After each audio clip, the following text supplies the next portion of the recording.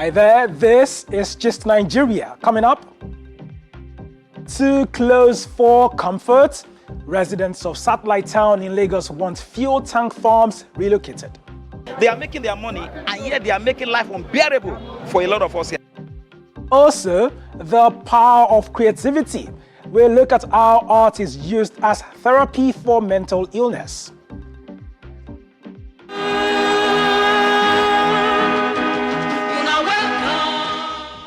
And the opera singer sharing Africa's heritage with the rest of the world in Pidgin. Plus, my name is Olatokunbo Fagbamigbe.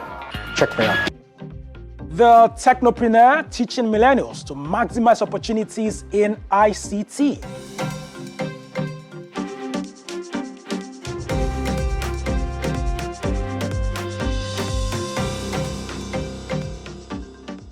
Welcome to Just Nigeria from the BBC and Channels TV, where we bring you the stories being talked about by the social media generation. I am Wale Fakile. So, onto our top story this week then. Now, how close is too close? That is a question some residents of Satellite Town in Lagos are asking as the community continues to house tank farms. Just Nigeria's Ajoke Ulotse has more. This is Satellite Town. It has been in existence as a community in Amuwo-Odofin local government area for over 40 years. At one time, it was one of Lagos' preferred residential areas, but it may have lost some appeal.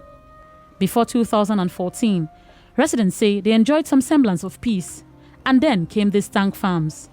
In case of anything, God forbid, Satellite Town is going to be wiped out. Because when they are moving, as you have them now, that's why when they are loaded, they are. From Finaja up to the farm. There are about 12 tank farms located close to the Ijegun-Egba jetty within Satellite Town. A few meters away are residential buildings. Some people claim they have to deal with pollution, deplorable roads and queues of tankers parked on narrow roads, causing unending traffic.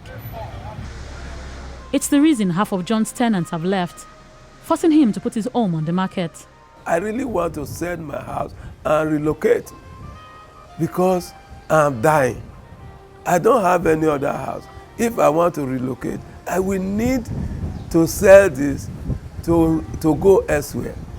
But if I sell my house, I can't even get half of what I used to build this house.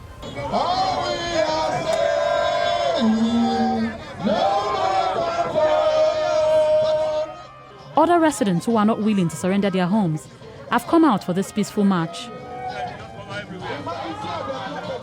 Fears of explosion, pollution, bad roads and general insecurity are just a few of the many reasons why the residents of Satellite Town have come all out for this peaceful march. For them, the presence of 12 tank farms in this residential estate has brought nothing but untold hardship over the last 4 years. You can be in traffic for hours. You cannot go to work. You are back from work. You are tired because of the activity of these tank farms. They are making their money, and yet they are making life unbearable for a lot of us here. Gridlocks of trucks of tankers. We have 12 companies operating within Satellite Town, which is supposed to be a residential area in the first place. That approval of siting of tank farm should not even be allowed. And so we have cried to all those relevant government agencies. Nothing has been done to that effect. In 2018, a petrol tank on one of the farms went up in flames, leaving residents in palpable fear. Later that year, Wasiu was knocked down by a petrol tanker. The accident left him with a back injury. The guy won the one, wait. So I sing on, now my brother with the streets and can help us. Even if they say they know help us, that they are feed on. That so as they help us, as we reach there, they don't even come check us. If we can't go Badagry General Hospital, say, may they do this thing. They can't say, you need to bring money, we go to do this thing. So we don't get money. We spotted this cooking gas seller next to one of the tank farms. It left us wondering how informed these people are about the dangers of some of their own activities. This safety expert tells me this community may be on the verge of looming danger. Industrial estates cannot interface with residential estates. It should not, for any reason. Why should the tank farm go to establish near the place? Who gave the authorization? Who issued the license? The Department of Petroleum Resources is saddled with the responsibility of granting approvals to these tank farms. But are they aware that these farms are sited right in residential areas? We have come to find answers to these questions, but no one here is willing to give us answers. But what does the Lagos Fiscal Planning Law say about the siting of tank farms in residential areas? As a general rule, no tank farms, no industrial should be found within, industrial activity should be found within residential area. No, I'm saying that if they are there, they are illegal. What our agency does is that we go to sites, a kind of a pre-screening type. We look at the areas, we look at the surroundings. If those areas are actually permitted to be sited for such things, there are other conditions they must meet. But a tank farm is a big project, and they need to get us environmental impact assessment to be cleared by both the state, LASEPA, and that of a federal. These people want the government to provide safety facilities, stop the reckless parking of tankers, fix their roads, and ensure they sleep safely at night with both eyes closed. Ajoke Hulotse, Gist Nigeria.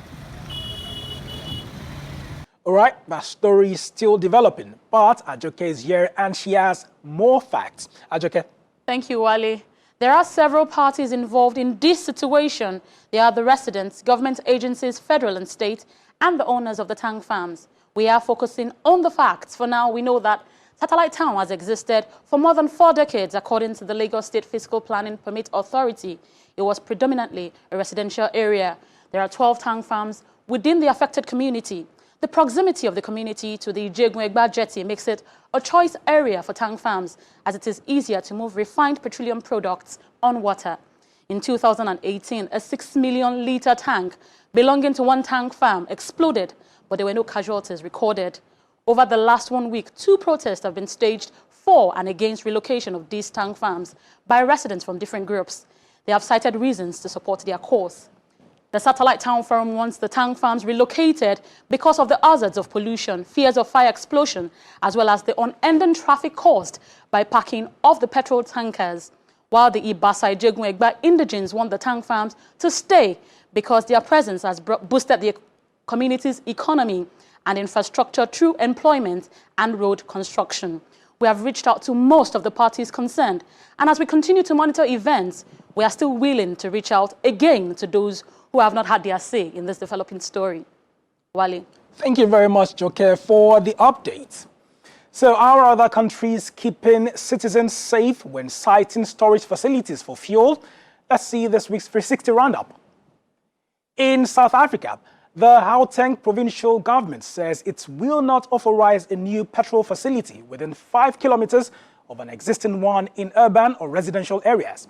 And any upgrade of fuel storage capacity more than 25% must follow stringent environmental impact assessment regulations. Finally, after a series of accidents involving fuel explosion in Saudi Arabia, the government introduced conditions that must be met by locations intended for the storage and sale of petrol. Dealers are required to obtain a license confirming that the conditions have been met and the license holder is liable for any breach of the law. Perhaps a thing or two that we could replicate here. All right, how else can we improve the storage and movement of petroleum products across the country? Let's know your thoughts on our Twitter page at Gist Nigeria TV. Do join the conversation. Moving on to something that will interest you. Now, the arts can be inspirational, but beyond expressions and entertainment, the arts also seem to possess some soothing powers. The BBC's Nkechi Ogbonna tells the story of 2 Nigerians who are exploring the use of arts as therapy for mental illness.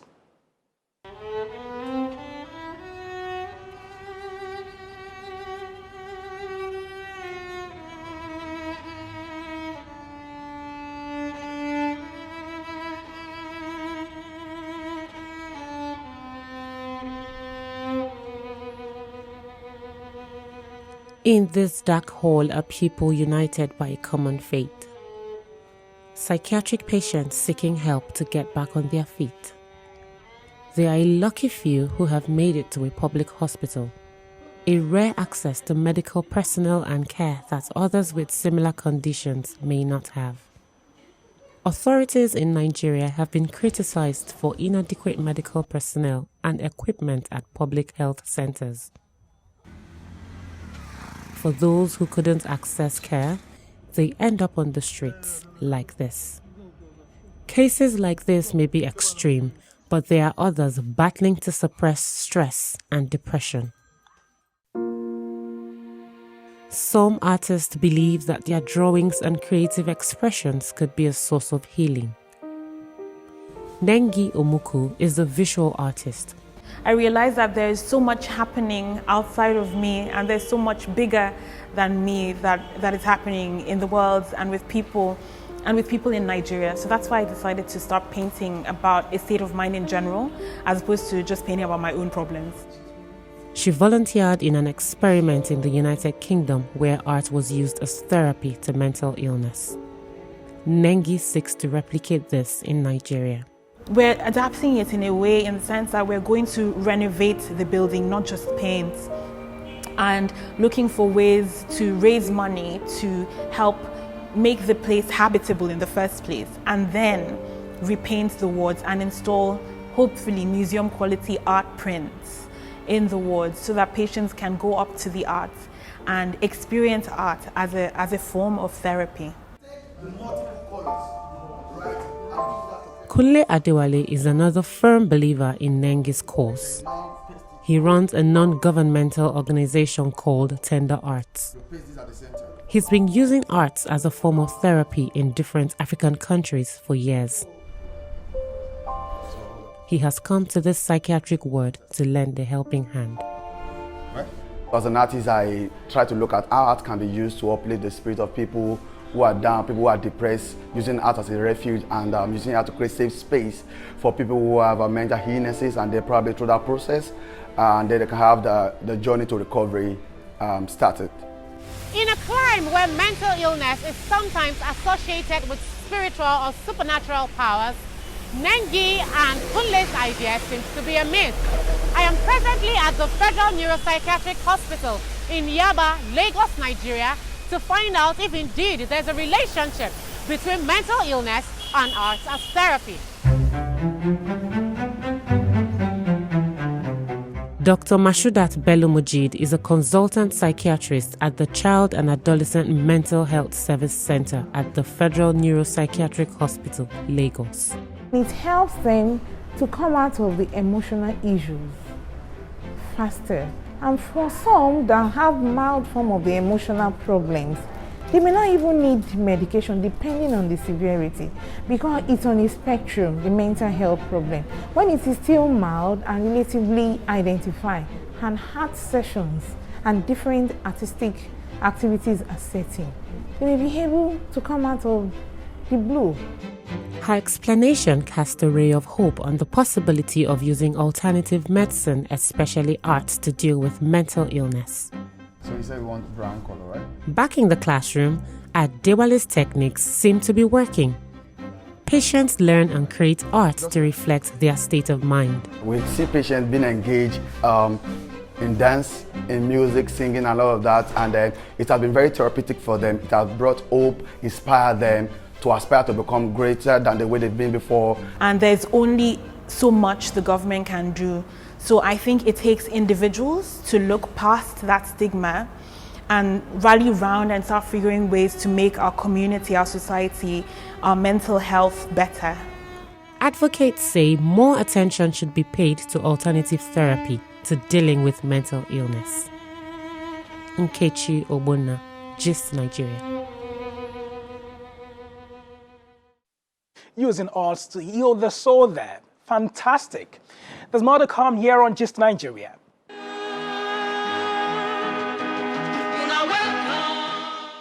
From the streets to the stage, the opera singer changing the perception of Pidgin language. Stay with us.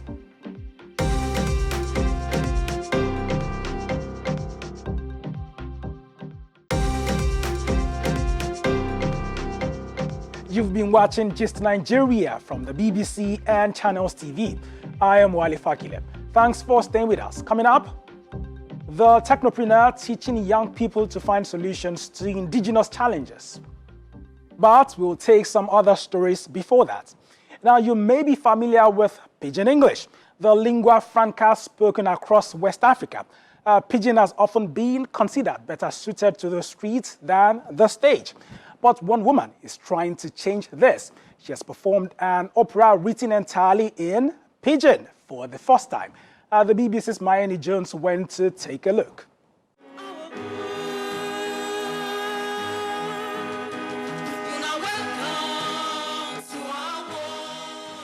An invitation into a different world.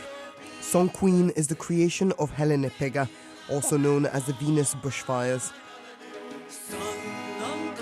The story of a family of ethereal singers who sing to maintain peace in the world is a metaphor for our modern society. Tough times in the world, really challenging times. So this is a way for me to bring, in an inspiring way, African culture in a positive way to the world. Music can stop wars, I believe. And this internationalist outlook is at the heart of the production. So Helen, this is the hung. It's Yes. central to your piece. My little baby. Yeah. Show me how it works. Okay, so I'll show you a little sequence, and it's a light touch. Okay, so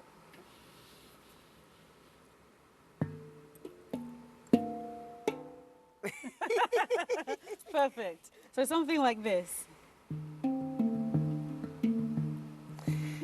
the hung is originally a Swiss instrument that was inspired by the steel drums of Trinidad. And that's what's impressive about the Pidgin opera. It borrows from influences from around the world to promote its message of peace and unity.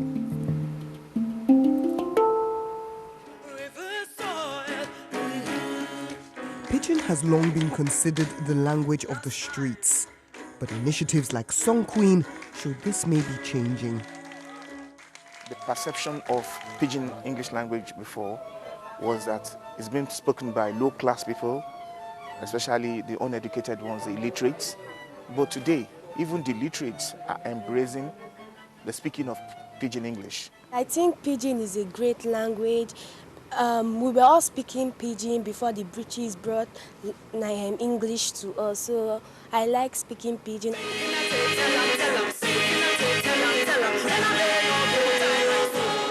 In a country that often struggles to reconcile different identities, this celebration of Pidgin may well be something that can cross the divides.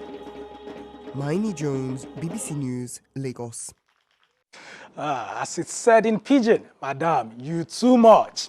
And from that, we'll move on to the story of a 12-year-old girl from Eswatini who wants to inspire others to take up the hobby she loves. She started ballet at the age of 9. She has also competed in many local competitions and won medals. Let's meet her. I started ballet when I was 9.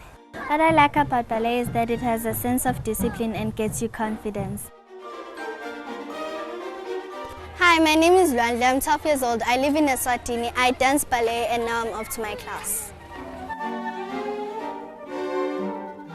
What motivated me to do ballet? Teacher Velile has been posting on social media and I saw her pictures with her splitting and doing all the stuff. So I was like, hey, I want to do this. It's very nice and cool.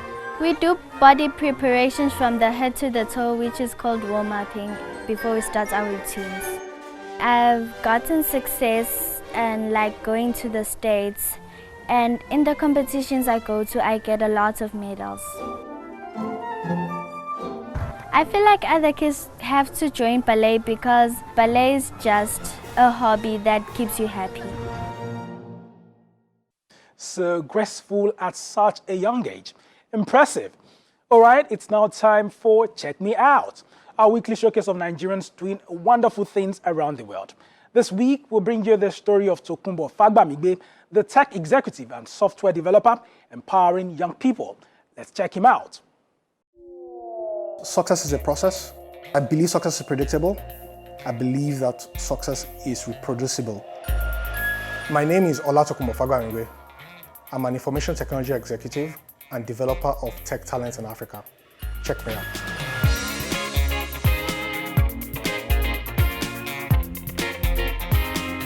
So I left Nigeria in 2005, and I left because I was really frustrated by the lack of electricity in the country and just lack of opportunities for software development, which was my career at the time. Finding the job with your Nigerian experience is a challenge. So I was actually advised by many people to take Nigeria completely out of my CV, remove Lagos completely out of my CV, and just make it as generic as possible, because you meet many people with many biases, but there are still lots of people who are blind to those things, and they'll explore what you actually have to offer. So in about, I think 6 weeks, I was able to get 2 jobs, and I chose one. I was working for one of the biggest insurance companies in the UK at the time. I came back because I was quite homesick. I'd lived in London, I think, by the time I came back for about 8 years, and I needed some sunshine.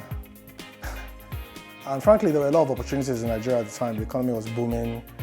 There was a narrative as well about Africa rising, and I just wanted to be part of that. So when I came back, I was working with one of the startup companies in Lagos, and we were spending quite a lot of money buying technology from outside the country, which in itself wasn't a bad thing, but I just felt there were lots of opportunities for people who had actually studied computer science in Nigeria to also be part of building some of those technologies. The Nigerians were hired through themselves at the job. They really worked very, very hard, and were able to achieve quite a lot. We're just starting. We've managed to find 60,000 naira for the winning deal. One of the companies I co-founded after leaving my formal job is a company called the Design Institute, where we help brands to either develop or reposition products for the local market. The top quality we look out for when we hire people, either into our companies or even into our programs, is that grit, the ability to work really hard and not to give up. So if you've got that, I believe you succeed. And that, I believe, is what everyone should be focused on and trying to build in themselves. So I am Olatukbo Fagarinwe. I'm an information technology executive and developer of technology talents in Africa, and you have just checked me out. Putting Nigeria's tech space on the world map, one design at a time. Well done. Let's now take a quick reminder of our top story today. A safety expert has told this program that siting tank farms within residential areas may be unsafe. If a truck that is leaking passes through that street, if the truck is leaking, the vapor constitutes health hazard. If it explodes into fire, it is a safety hazard. That's where we are wrapping up today's edition. Gist Nigeria will be on break for 3 weeks. Season 2 will return on the 14th of August 2019. But you can keep sharing your thoughts with us on Twitter at Gist Nigeria TV. And for more on any of our stories, visit bbc.com/Africa and channelstv.com. Thank you for staying with us. I am Wale Fakile. Goodbye.